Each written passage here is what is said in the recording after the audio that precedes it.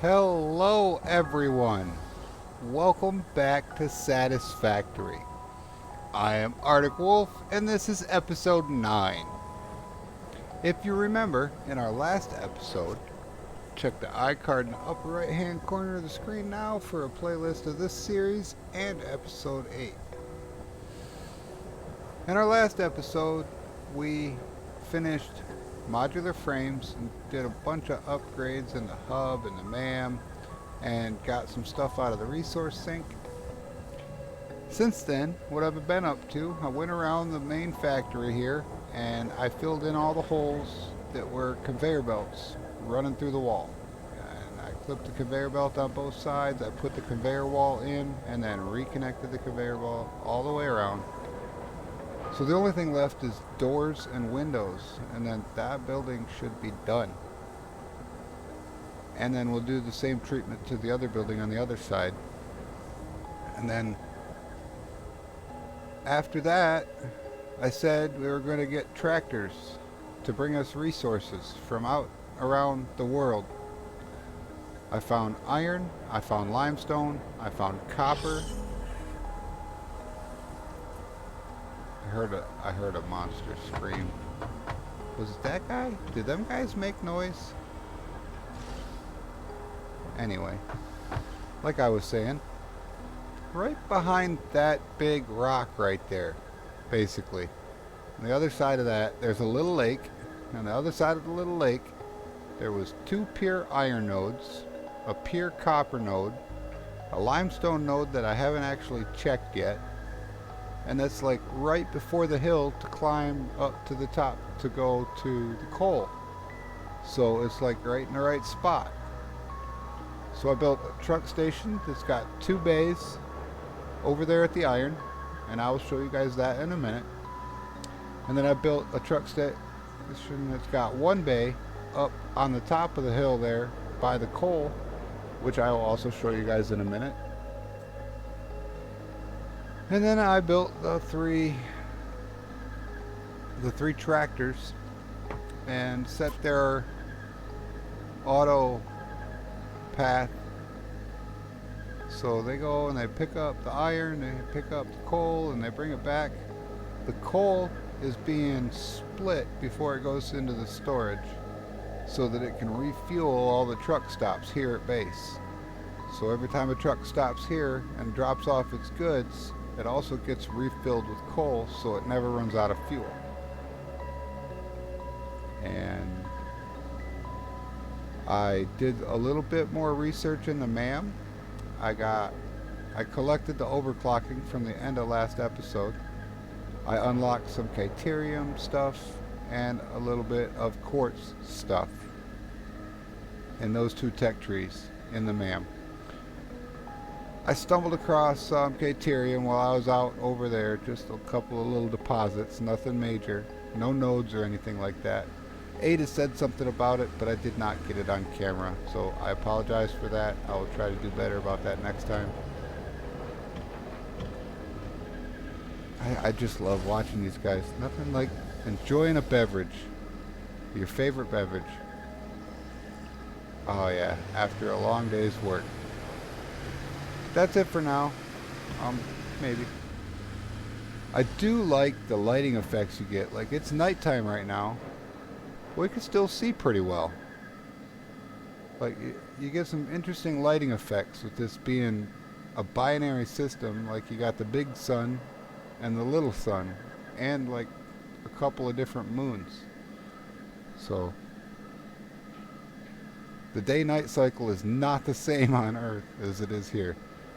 But I'm gonna cut here and I'm gonna get in my little tractor down there and I'm gonna drive up over this way. I got that bridge right there and that bridge right there. You can see them at the crosshairs. And it goes up behind that rock, and I will see you when I get there. Okay, here we are. This is, well, I mean, if you look, you can see the main factory from here. Part of it. This is that big rock that we were looking at from the other side. And right here is a 2-bay truck stop. And I got 2 iron nodes right here that are both pure, with Mark 1 miner sitting on them, connected to a Mark 2 belt. So we're getting 240 iron, 1 belt into each truck stop, so it's 120 iron a minute each. So it takes about 3 to 4 minutes for the tractor to go from the base to here and back.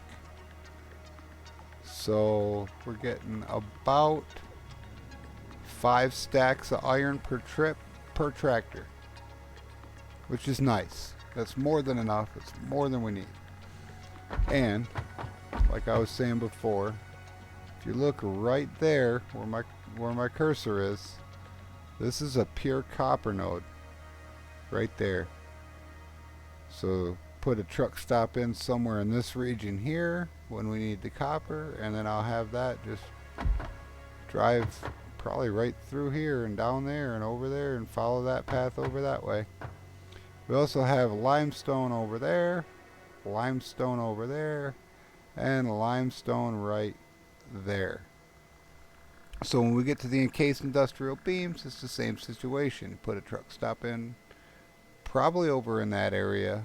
We'll have to belt the limestone across the lake, no big deal.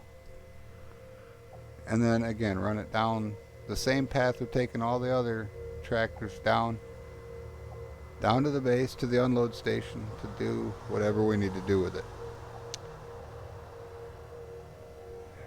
Next, I'm going to take you guys up to the top up there, and I'll show you the coal pickup location. I'll be with you in just a sec.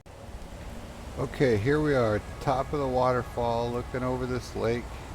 You can see the power plant in the background right there. I tapped into this coal node right here. There's one more right back behind that tree. I tapped into this one, and I use a Mark 1 miner with a Mark 2 belt so I can get the 120 coal per minute. And I built a little bridge and put some pillars in the waters to make it look like it's supported. And I bring a belt over here and bring it up here using the new walls with the conveyor holes in them so that we can fuel. We got it split and so we can fuel it, and whatever doesn't get put into the fuel, because it can only hold 1 stack there, goes into the rest of the storage. And while I was over here building, those guys kept attacking me and then respawning up in this area and come down and attack me, and then they'd spawn up in this area. But I found this green power slug like on the ground, like right there. So I grabbed that. So that's what I've been up to. That's what we got so far. A couple of notes about these tractors here. If you come to the back of it and you highlight just the chest and you hit E, it's got its own inventory. That's where you fuel it up at. But up in the top here, there's 2 tabs. If you hit the crafting bench, it gives you a crafting bench, and you can use that to make your biomass and your solid biofuel, which will work as fuel for this thing. So if you keep a chainsaw and a little bit of biofuel with you, you will never run out of fuel in this thing. I generally try to keep an extra stack of coal in it too. So that's what I got for now. I'll come back to you guys. I'm going to go down to the base and get started on that steel foundry. I will catch up with you later. Okay, I've been a little bit busy since the last time I recorded a clip. As you can see, I've added on a building to the back of this platform back here. We're standing over here by the hub. Our main factory is right there. There's the truck station we built earlier. And let's come in here and show you how this works. Yeah, I enclosed it all in. Still waiting on doors. going to see if we can do something about that this episode. I elevated it up on top of this plateau over here. So we got 120 coal a minute coming in from that storage bin right there. We got 120 iron a minute coming in from that storage bin right there. That one's currently not being used, so that half of the storage system will just back up and stay full. And then it'll shove everything into this side, which is fine. We'll end up making more of these go vertical, add a floor of this right on top of it, and we're going to stack the storage units all. These will be the type 2 storage units when I get those unlocked, so that I can feed them from each floor and then still use them as an elevated storage unit. But we got 3 smelters. Now these things take 45 a minute for each smelter. I forgot to set the recipes, so they weren't actually doing anything, but now they are. They each take 45 a minute of each. Since I only have 120 coming in, they're only getting 40. It's fine, that's a full 120 belt. 3 times 40 is 120 coming out the same way, and all the steel comes out right here and goes down into storage. And that's where we're at right now. Next step is to take the steel out of the storage bins over to a constructor to construct it into the steel beams and the steel pipes. And I think we're just going to run like one line out of here somewhere around this area, around where I'm standing right now. Maybe down below, down there. Like I can punch down into the floor over here and then come out here and then do something in this area here for steel pipes and the steel beams. So that's the next step in this process here. Those things are confusing me. We'll get to that in a little bit. But for now, let me get that constructor setup going, and I'll come back to you in a minute. Okay. I have been busy for about an hour, maybe a little bit longer than that, but not too much. I put this building on next to that one. Let's just run up here and show you how this works here. I really like this. We got our 120 steel ingots coming down this conveyor lift down into the floor. It goes down and out and through that conveyor wall. Goes down into a little hallway. I did exactly what I said I was going to do at the end of the last clip. I punched a hole in the floor, I ran it over here. It comes out right there, comes down this way, comes into this splitter right here. Now the numbers on these machines, the steel beam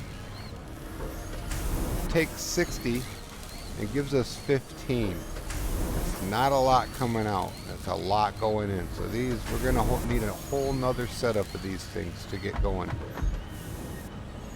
But on the other side, the steel pipes only take 30 and they give us 20. So that's comparable to the iron plates. So this will work.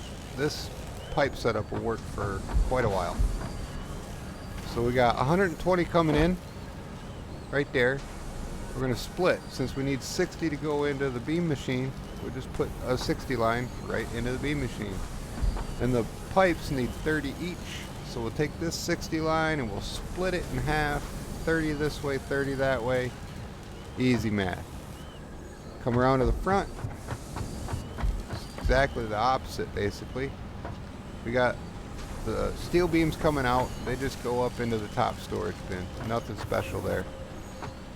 The steel pipes come out, they get merged together right here, and they go into the bottom storage bin. And I've been letting this thing run. I have enough pipes and beams to unlock stuff in the hub. So let's. All right, steel pipe, rotors, wire, concrete. Advanced steel production. We've passed the midway point. Milestone reached. Improved miner included to double extraction rates and improve efficiency of new pipelines. A collection of new, more complex parts is now available for crafting. An additional project part can now be constructed. Further progress to the next phase is now possible. And the pod did not launch. Huh. That's different. That's never happened before, but apparently that one didn't take any time. Okay. Immediately to the next one. We got Mark III logistics, which is going to give us the big storage container, the Mark III belts, the 270 belts, and a 270 lift, and stackable pipeline support. I need 100 more concrete.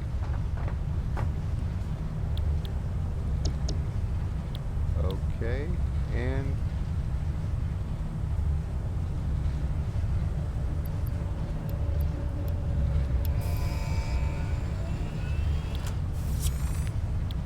okay. Milestone reached. Logistics time it's can launching. be improved with a larger storage container and enhanced conveyor belt efficiency. Okay.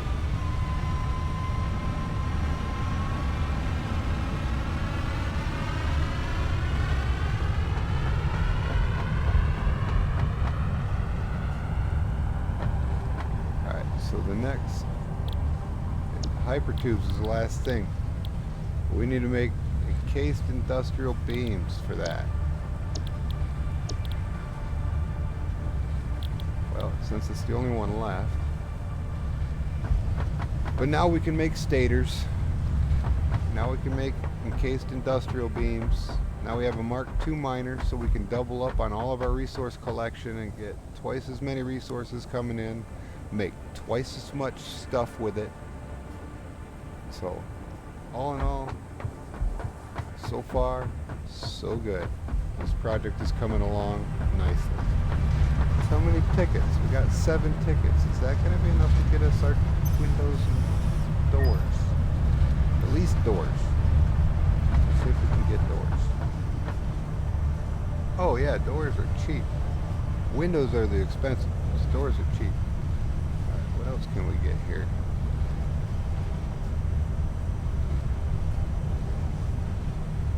Inverted corner ramps. Okay. So it's going to be door walls and inverted corner ramps for 7 tickets. We're going to buy those. Excellent. Progress is being made, and I can do things like this. Oh, I need concrete. Of course, I always need concrete. Isn't that like a meme from like episodes 1 and 2? Need all the concrete.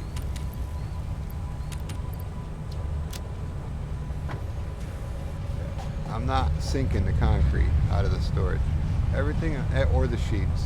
Everything else is getting sinked, but not the concrete or the copper sheets, because them are a little bit more valuable. Yes. Okay. I'm gonna go put doors in all the way around all of my buildings, and I will be back in a minute. Okay, it's been about a half an hour since the last clip. This building here has received the walls and conveyor walls treatment, except one location, one spot. I'm gonna put a big door in right here. Yeah, there we go. Perfect. This building has received the conveyor walls and doors treatment. Also, another thing I did is anywhere the power line was clipping through the wall, I cut it and put a wall mount and then reconnected it. So you got things like this happening now everywhere. It's fantastic. Really starting to come together, take shape. See, like that. That was just running in there to a power pole inside the building. I just connected it to the wall, and then it just makes it look cleaner. This bugs me. I think I'm going to have to move that power pole somewhere else. But that's for later days. And then this building. We have 3 buildings now. We're starting to get like a little city going on over here. Even complete with traffic. But we're gonna need more steel beams. So we got an extra 120 iron. There's another coal node up there for 120 coal that we're not using. Well, look at him, he's standing up. Oh, that's cool. I mean, he lifted his feet up off the ground relative to himself, just nothing, but he stood vertical. That was weird. Okay. Anyway, what I was talking about before I got distracted by the confusing creature.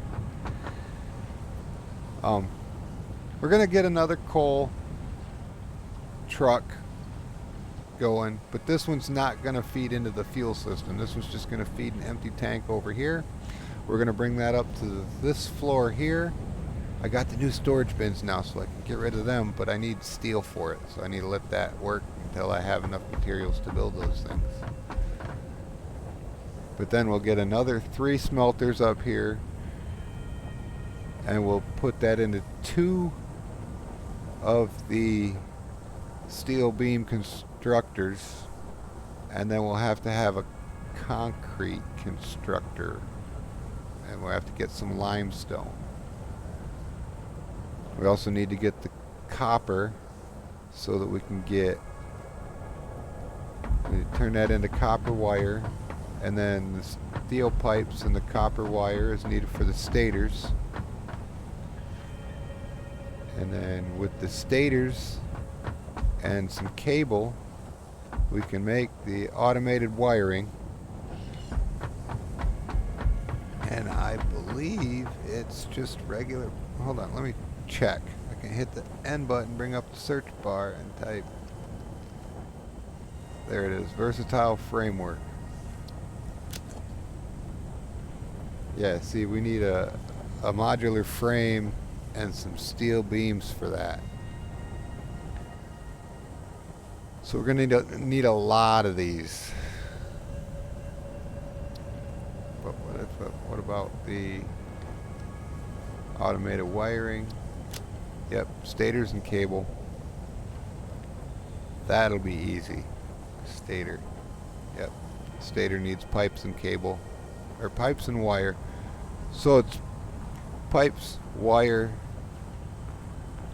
combine on one side, and then we're going to use whatever leftover wire on the other side, turn it into cable, and then combine again into the automated cabling. That's going to be a fun setup to make. Okay, so that's our next, either the next episode or the next 2 episodes, depending on how fast I get it done. This episode has been far more productive than I thought it would be. I mean, I thought I would just be getting the tractors done and that was it, but we've got a whole steel operation, and we're making steel pipes and steel beams. And I still have a few minutes of record time left for this episode. But we'll cut here. We'll see how I'm doing with the edit. And then if I got enough time, I'll squeeze something else in, but that might be it for today. And as you can probably tell by looking down at the timer, I have run out of time. So that's going to do it for today. But this episode was an absolute blast to create. I completely and thoroughly enjoyed every step along the way. One little tiny issue with those tractors, if they run into each other inside your render distance view, and the tires touch, one of them will just get yeeted across the map, disappear, and vanish, and you have to reload your save because he'll get thrown into the void somewhere. You'll go on the map to where it looks like that's where he's at, and he's just fell through the floor and he's gone.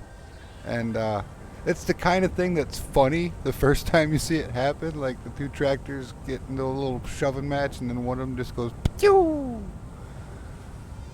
And it's kind of funny to see it happen to somebody else, but the fourth or fifth time it happens to you, it starts to not be so funny. But whatever. I fixed my pathing issues. You got to make sure that these guys come straight into the bay and straight back out.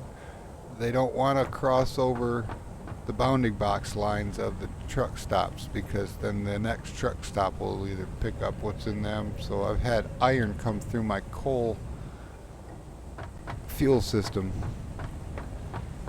because this tractor in this bay turned around and went out that way, and this truck bay picked up the iron that was left over because this one was full. So that happened, and I had to fix that. I had to repath all three of the tractors to make sure that they're coming in and leaving without crossing outside of the bounding box of the truck stop.